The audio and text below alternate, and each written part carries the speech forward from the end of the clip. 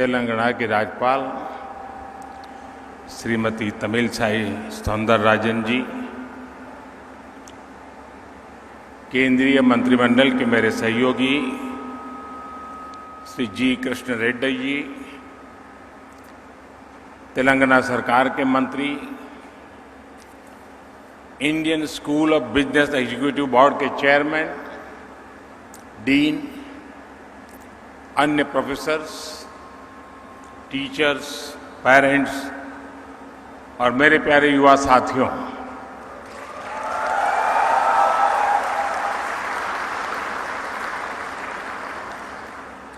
आज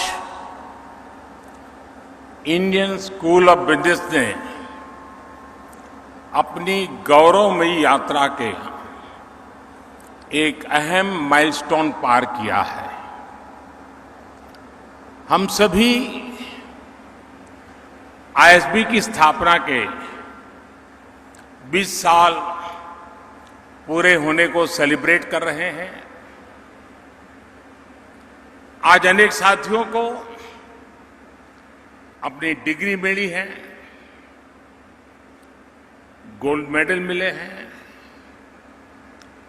आईएसबी को सफलता के इस पड़ाव पर पहुंचाने में अनेकों लोगों की तपस्या रही है।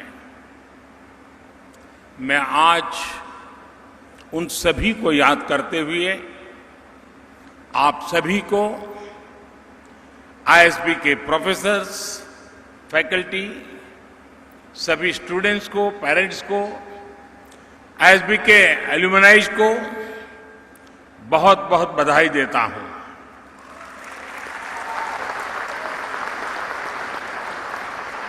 साथियों, साल 2001 में अटल जी ने इसे देश को समर्पित किया था। तब से लेकर आज तक लगभग 50,000 एग्जीक्यूटिव यहां से ट्रेन होकर निकले हैं। आज आईएसबी एशिया के टॉप बिजनेस स्कूलों में से एक है।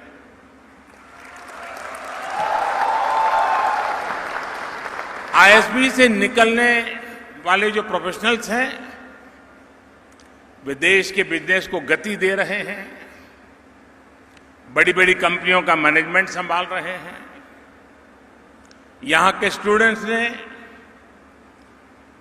अनेक स्टार्टअप बनाए हैं, अनेकों यूनिकॉर्न्स निर्माण में उनकी भूमिका रही है। ये आईएसबी के लिए उपलब्धि तो है ही, पूरे देश के लिए गर्व का विषय भी है। साथियों, मुझे बताया गया है कि ये हैदराबाद और मोहाली कैंपस की पहली ज्वाइंट ग्रेजुएशन सेरेमनी है। आज जो स्टूडेंट्स पास होकर निकल रहे हैं, उनके लिए ये इसलिए भी खास है क्योंकि इस समय देश अपनी आजादी के 75 वर्ष का पर्व मना रहा है, अमृत महोत्सव मना रहा है। हम बीते 75 साल की उपलब्धियों को देख रहे हैं और आने वाले 25 साल के संकल्पों का रोड मैप भी बना रहे हैं। आजादी के इस अमृत काल में आने वाले 25 साल के लिए जो संकल्प हमने लिए हैं, उसकी सिद्धि में आप सभी की बहुत बड़ी भूमिका है। और आज भारत में जो आशा है, लोगों में जो आत्मविश्वास है, नए भारत के निर्माण के लिए जो इच्छा शक्ति है, वो आपके लिए भी अनेक संभावनाओं के द्वार खोल रही है। आप खुद देखिए, आज भारत G20 देशों के समूह में फास्टेस्ट ग्रोइंग इकोनॉमी है।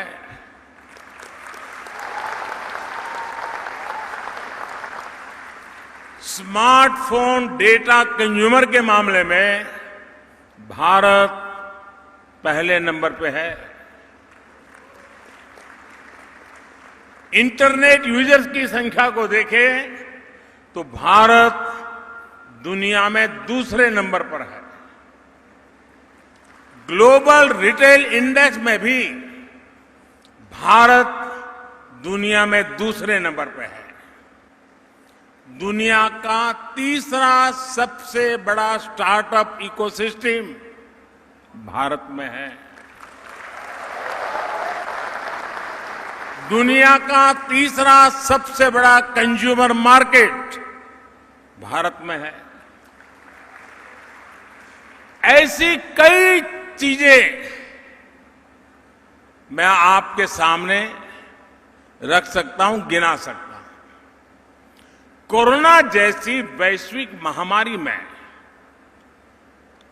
हम सबने और दुनिया ने भारत का सामर्थ्य देखा है। सदी की इस सबसे बड़ी आपदा में ग्लोबल सप्लाई चेन्स में इतना बड़ा डिस्रप्शन हुआ, फिर युद्ध ने भी इस संकट को और बढ़ा दिया। इन सबके बीच भी भारत आज ग्रोथ के एक बड़े केंद्र के रूप में उभर रहा है। पिछले साल भारत में अब तक का सबसे ज्यादा रिकॉर्ड एफडीआई आया। आज दुनिया ये महसूस कर रही है कि इंडिया मीन्स बिजनेस, और ये केवल अकेले सरकार के प्रयासों के कारण संभव नहीं हुआ है। इसमें आईएसबी जैसे बिजनेस स्कूल्स का, यहां से निकलने वाले प्रोफेशनल्स का, देश के युवा का भी बहुत बड़ा योगदान है। चाहे स्टार्टअप्स हो या ट्रेडिशनल बिजनेस हो, चाहे मैन्युफैक्चरिंग हो या सर्विस सेक्टर हो, हमारे युवा ये साबित कर रहे हैं कि वो दुनिया को लीड कर सकते हैं। मैं सही बता रहा हूं ना? आपको भरोसा है कि नहीं अपने आप पर? मुझे आप पर भरोसा है, आपको अपने आप पर है। साथियों, इसलिए आज दुनिया भारत को, भारत के युवाओं को और भारत के प्रोडक्ट्स को एक नए सम्मान और नए भरोसे के साथ देख रही है। साथियों, भारत जिस स्केल पर लोकतांत्रिक तरीके से अनेक चीजें अपने यहां कर सकता है, जिस तरीके से हम यहां कोई नीति या निर्णय लागू कर सकते हैं, वो पूरी दुनिया के लिए अध्ययन का, सीखने का विषय बन जाता है। और इसलिए हम अक्सर इंडियन सॉल्यूशंस को ग्लोबली इंप्लीमेंट होते हुए देखते हैं। और इसलिए मैं आज इस महत्वपूर्ण दिन पर आपसे कहूंगा कि आप अपने व्यक्तिगत लक्ष्यों को देश के लक्ष्यों के साथ जोड़िए। आप जो सीखते हैं, आपका जो भी अनुभव होता है, आप जो भी इनिशिएटिव लेते हैं, उससे देश हित कैसे सधेगा, इस बारे में हमेशा सोचना चाहिए। जरूर सोचिए। आज देश में चाहे ईज ऑफ डूइंग बिजनेस के लिए अभियान हो, 1,500 से ज्यादा पुराने कानूनों और हजारों कंप्लायंसेस को समाप्त करने का काम हो, टैक्स के अनेकों कानूनों को समाप्त करके जीएसटी जैसी पारदर्शी व्यवस्था का निर्माण हो, एंटरप्रेन्योर्स और इनोवेशंस को बढ़ावा देना हो, नई स्टार्टअप पॉलिसी हो, ड्रोन पॉलिसी हो, अनेक नए सेक्टर्स को खोलना हो, 21वीं सदी की आवश्यकताओं को पूरा करने वाली नेशनल एजुकेशन पॉलिसी को लागू करना हो, ये सारे बड़े बदलाव आप जैसे युवाओं के लिए ही तो हो रहे हैं।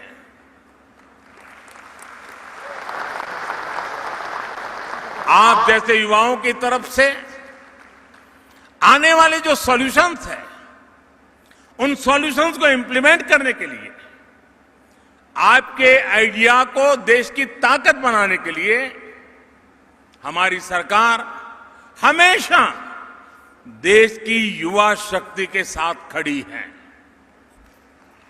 साथियों, आपने सुना होगा, कई बार एक बात को मैं बार बार दोहराता भी हूं और अक्सर मैं कहता हूं, रिफॉर्म, परफॉर्म, ट्रांसफॉर्म की बात करता हूं। ये मंत्र देश में आज जो गवर्नेंस है उसे डिफाइन करता है। ये आप जैसे मैनेजमेंट के स्टूडेंट्स, प्रोफेशनल्स के लिए भी बहुत अहम।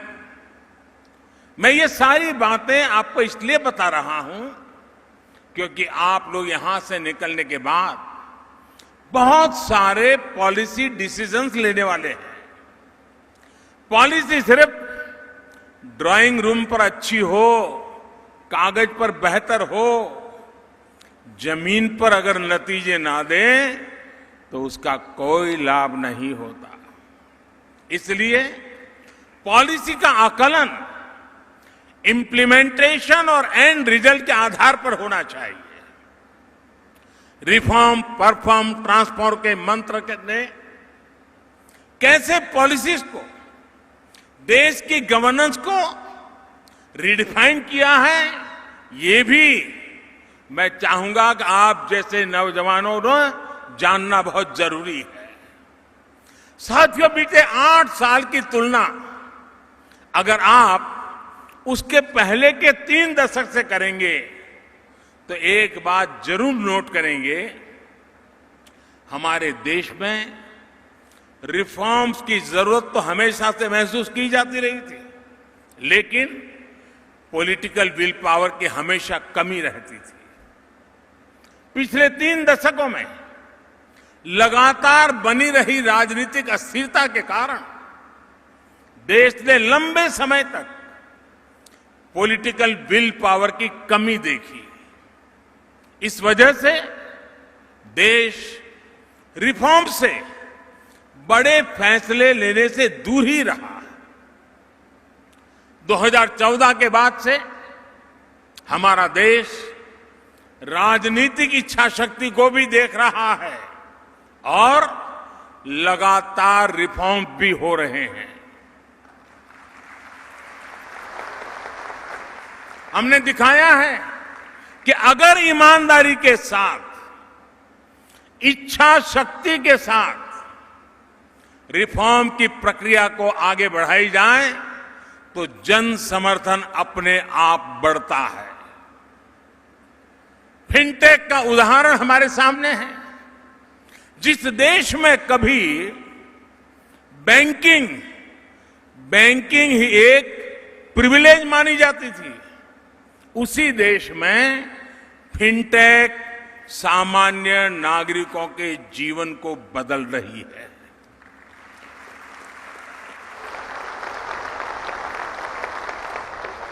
जहां कभी बैंकों के प्रति भरोसा कायम करने के लिए बहुत सारी मेहनत करनी पड़ती थी, वहां अब दुनिया की 40% डिजिटल ट्रांजैक्शन हिंदुस्तान में हो रही है।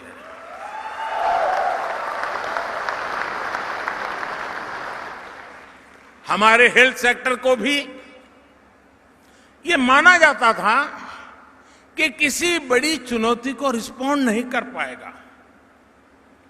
लेकिन हेल्थ सेक्टर में रिफॉर्म की देश की इच्छा शक्ति का परिणाम हमने 100 साल की सबसे बड़ी महामारी के दौरान अनुभव किया है।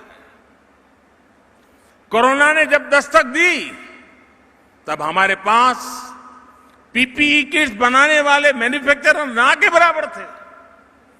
कोरोना स्पेसिफिक जरूरी इंफ्रास्ट्रक्चर भी नहीं था। लेकिन देखते ही देखते 1100 से अधिक पीपीई मैन्युफैक्चरर्स का नेटवर्क भारत में तैयार हो गया। कोरोना की टेस्टिंग के लिए भी शुरुआत में कुछ दर्जन लैब थी। बहुत कम समय में देश में 2500 से अधिक टेस्ट लैब्स का नेटवर्क बन गया। कोविड वैक्सीन के लिए तो हमारे यहां चिंता जताई जा रही थी कि हमें विदेशी वैक्सीन मिल पाएगी भी या नहीं, लेकिन हमने अपनी वैक्सीन तैयार की। इतनी वैक्सीन बनाई कि भारत में भी 190 करोड़ से ज्यादा डोज लगाई जा चुकी है। भारत ने दुनिया के 100 से अधिक देशों को भी वैक्सीन भेजी है। इसी प्रकार मेडिकल एजुकेशन में भी हमने एक के बाद एक अनेक रिफॉर्म किए। इसी का परिणाम है कि बीते 8 सालों में मेडिकल कॉलेज की संख्या 380 से बढ़कर 600 से भी अधिक हो गई है। देश में मेडिकल की ग्रेजुएट और पोस्ट ग्रेजुएट की सीटें 90,000 से बढ़कर 1.5 लाख से ऊपर हो चुकी हैं। साथियों, पिछले 8 वर्षों में देश ने जो इच्छा शक्ति दिखाई है, उसकी वजह से एक और बड़ा बदलाव आया है। अब ब्यूरोक्रेसी भी पूरी शक्ति से रिफॉर्म्स को जमीन पर उतारने में जुटी है। सिस्टम वही है, लेकिन अब नतीजे बहुत संतोषजनक मिल रहे हैं। और इन 8 वर्षों में जो सबसे बड़ी प्रेरणा बनी है वो है जन भागीदारी। देश की जनता खुद आगे बढ़कर रिफॉर्म्स को गति दे रही है। और हमने ये स्वच्छ भारत अभियान में देखा है। और अब वोकल फॉर लोकल और आत्मनिर्भर भारत अभियान में भी हम जन भागीदारी की ताकत को देख रहे हैं। जब जनता सहयोग करती है तो नतीजे अवश्य मिलते हैं, जल्दी मिलते हैं। यानी सरकारी व्यवस्था में सरकार रिफॉर्म करती है, ब्यूरोक्रेसी परफॉर्म करती है और जनता के सहयोग से ट्रांसफॉर्मेशन होता है। साथियों, ये आपके लिए एक बहुत बड़ी केस स्टडी है। रिफॉर्म, परफॉर्म, ट्रांसफॉर्म की जो ये डायनेमिक्स हैं, वो आपके लिए रिसर्च का विषय है। आईएसबी जैसे बड़े संस्थान को अध्ययन करके, एनालिसिस करके दुनिया के सामने इसे लाना चाहिए। यहां से जो युवा साथी पढ़कर निकल रहे हैं, उन्हें भी रिफॉर्म, परफॉर्म, ट्रांसफॉर्म के इस मंत्र को हर क्षेत्र में लागू करने का प्रयास करना चाहिए। साथियों, मैं आपका ध्यान देश के स्पोर्ट्स इकोसिस्टम में आए ट्रांसफॉर्मेशन की तरफ भी दिलाना चाहता हूं। आखिर क्या कारण है कि 2014 के बाद हमें खेल के हर मैदान में अभूतपूर्व प्रदर्शन देखने को मिल रहा है? इसका सबसे बड़ा कारण है हमारे एथलीट्स का आत्मविश्वास। आत्मविश्वास तब आता है जब सही टैलेंट की खोज होती है, जब टैलेंट की हैंड होल्डिंग होती है, जब एक ट्रांसपेरेंट सिलेक्शन होता है, ट्रेनिंग का, कंपटीशन का एक बेहतर इंफ्रास्ट्रक्चर मिलता है। खेलो इंडिया से लेकर ओलंपिक्स पोडियम स्कीम तक ऐसे अनेक रिफॉर्म्स के चलते आज स्पोर्ट्स को ट्रांसफॉर्म होते हम अपनी आंखों के सामने देख सकते हैं, अनुभव कर सकते हैं। साथियों, मैनेजमेंट की दुनिया में परफॉर्मेंस, वैल्यू एडिशन, प्रोडक्टिविटी और मोटिवेशन, इन बातों पर भी बहुत चर्चा होती है। अगर आपको पब्लिक पॉलिसी में इसका उत्तम उदाहरण देखना है तो आपको एस्पिरेशनल डिस्ट्रिक्ट प्रोग्राम को जरूर स्टडी करना चाहिए। हमारे देश में 100 से अधिक ऐसे जिले थे जो विकास की दौड़ में काफी पीछे थे। देश के लगभग सभी राज्यों में एकाध दो कहीं पर थोड़े ज्यादा ऐसे एस्पिरेशनल डिस्ट्रिक्ट है। विकास से जुड़े हर पैरामीटर में ये जिले बहुत कम स्कोर करते थे। इसका सीधा प्रभाव देश की ओवरऑल परफॉर्मेंस पर, रेटिंग पर, ओवरऑल प्रदर्शन पर बड़ा नेगेटिव असर पड़ता था। इनको ये समझकर कुछ हो नहीं रहा है, बदलाव दिख नहीं रहा है, हालत बुरे हैं और इसलिए सरकारें क्या करती थी, उसको पिछड़ा घोषित कर देती थी। ये तो बैकवर्ड डिस्ट्रिक्ट है। अगर यही सोच है तो उनके मन में भी हो जाता है यहाँ तो ऐसा ही रहेगा, कुछ बदलाव नहीं होगा। सरकारी सिस्टम में जिन अफसरों को सबसे कम प्रोडक्टिव माना जाता था, निकम्मे माना जाता था, उनको अक्सर इन जिलों में तैनात करने देना और जाओ भाई तुम्हारा जानो, तुम्हारा नसीब, जाने पड़े रहो। लेकिन साथियों, हमने अप्रोच बदली। जिसे कल तक बैकवर्ड डिस्ट्रिक्ट कहते थे, हमने कहा है बैकवर्ड नहीं है, ये एस्पिरेशनल डिस्ट्रिक्ट है। हमने उसको एस्पिरेशनल घोषित किया और हमने तय किया कि हम इन जिलों में विकास की आकांक्षा जगाएंगे, एक नई भूख जगाएंगे। देश के एफिशिएंट युवा अधिकारियों को चिन्हित करके इन जिलों में भेजा गया। इन जिलों में होने वाले हर काम को विशेष तौर पर मॉनिटर किया गया। डैशबोर्ड पर रियल टाइम मॉनिटरिंग करने की व्यवस्था की। जहां जहां कमियां नजर आती थी, उन कमियों को दूर करने का प्रयास किया गया। और साथियों, आपको जानकर के खुशी होगी, आज स्थिति ये है कि इनमें से कई जिले आज देश के दूसरे बेहतर समझे जाने वाले जिलों से कहीं ज्यादा अच्छा परफॉर्म कर रहे हैं।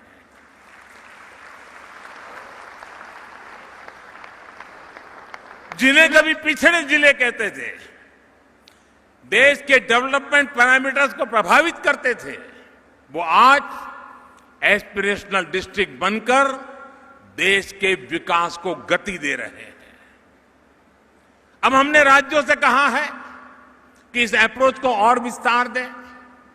हर जिले में ऐसे ब्लॉक्स होते हैं जो विकास के मामले में दूसरों से पिछड़ गए हैं।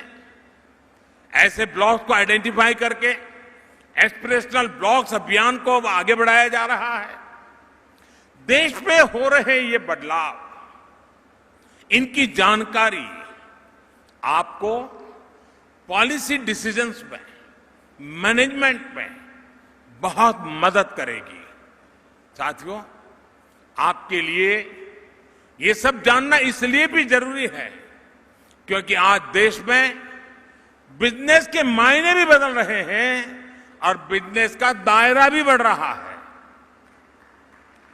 आज भारत में economic landscape small, medium, cottage और यहां तक कि इनफॉर्मल एंटरप्राइज तक में फैल रहा है। ये बिजनेस लाखों लाख लोगों को रोजगार के अवसर दे रहे हैं।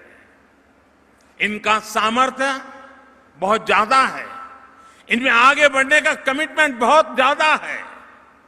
इसलिए आज जब देश आर्थिक विकास के नए अध्याय को लिख रहा है तो हमें एक और बात याद रखनी होगी।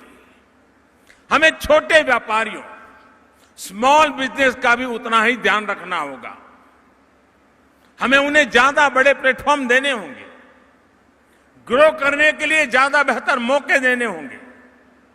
हमें उन्हें देश विदेश में नए नए बाजारों से जोड़ने में मदद करनी होगी। हमें उन्हें ज्यादा से ज्यादा टेक्नोलॉजी से जोड़ना होगा।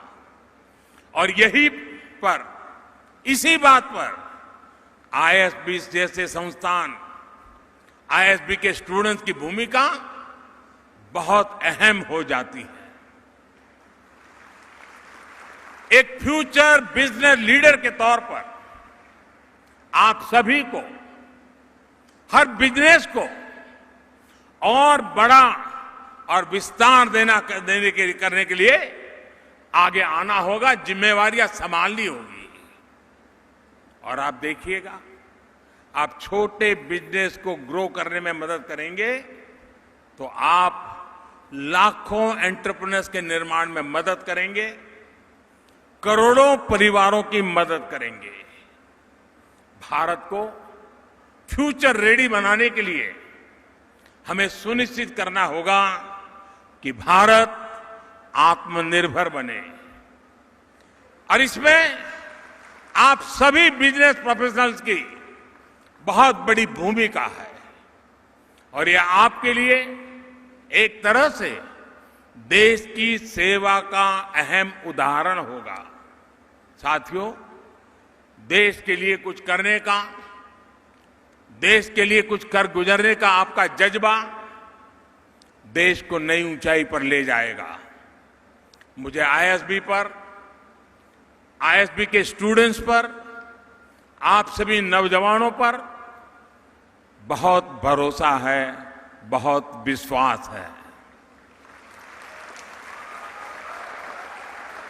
आप एक पर्पज के साथ इस प्रतिष्ठित संस्थान से बाहर निकले। आप अपने गोल्स को राष्ट्र के संकल्पों के साथ जोड़िए। हम जो कुछ भी करेंगे उससे एक राष्ट्र के रूप में सशक्त होंगे। इस कमिटमेंट के साथ जब आप कोई भी प्रयास करेंगे तो सफलता आपके कदम पर होगी। एक बार फिर आज जिन जिन साथियों को मुझे मेडल देने का अवसर मिला है और भी जो लोगों ने सिद्धियां प्राप्त की हैं, उनको, उनके परिवारजनों को अनेक अनेक शुभकामनाएं देता हूं। और आईएसबी भारत की विकास यात्रा में ऐसी पीढ़ियों को तैयार करता रहे, ऐसी पीढ़ियां राष्ट्र के लिए समर्पित भाव से कार्य करती रहे। इसी एक अपेक्षा के साथ आप सबका बहुत बहुत धन्यवाद।